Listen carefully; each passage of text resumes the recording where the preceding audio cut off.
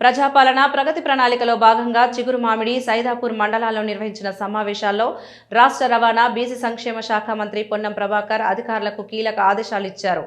గ్రామాల్లో తాగునీటి సమస్య తలెత్తకుండా అధికారులు, ప్రజాప్రతినిధులు సమన్వయంతో పనిచేయాలని సూచించారు.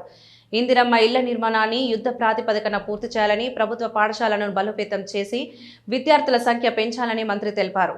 ప్రజల ఆరోగ్య పరిరక్షణకు ప్రాధాన్యమిస్తూ ప్రతి వ్యక్తికి హెల్త్ ప్రొఫైల్ తయారు చేయాలని అధికారులను ఆదేశించారు.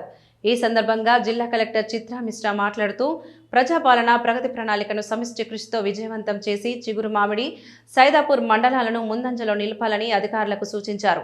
సమావేశంలో జిల్లా, మండల స్థాయి అధికారులు, సర్పంచ్లు, పంచాయతీ కార్యదర్శులు పాల్గొన్నారు.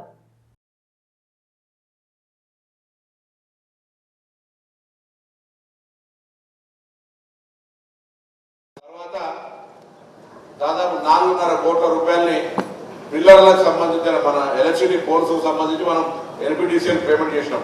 Husnabad Karimnagar 4 line road with divider. ఆ పోల్ షిఫ్టింగ్ ఇప్పుడు డిలే చేస్తే దాన్ని ఒక రివ్యూ చేయాలి మీరు.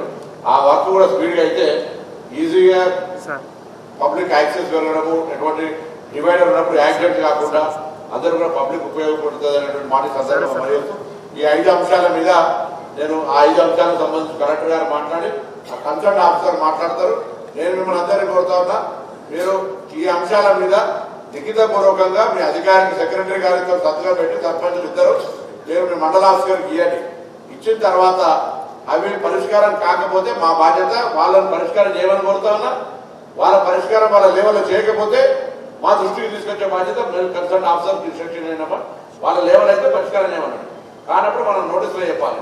పరిష్కారం చేయక, నోటీసులు చేయక పబ్లిక్ ప్రాబ్లం ఫేస్ చేస్తే వాళ్ళ రెస్పాన్సిబిలిటీ అనేది ఫిక్స్ చేయమని చెప్పి నేను ఈ సందర్భంగా కోరుతూ మరొకసారి మీ అందరినీ దయచేసి మండల అభివృద్ధికి సంబంధించి అందరం కలిసి ఏమేమి ఇష్యూస్ ఉన్నాయో అన్ని మనం పరిష్కారం చేసుకుందాం.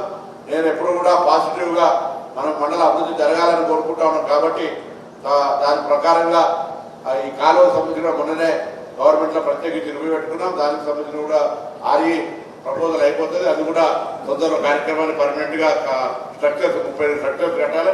అది కూడా చేస్తామని మాట మనం చేస్తూ మరొకసారి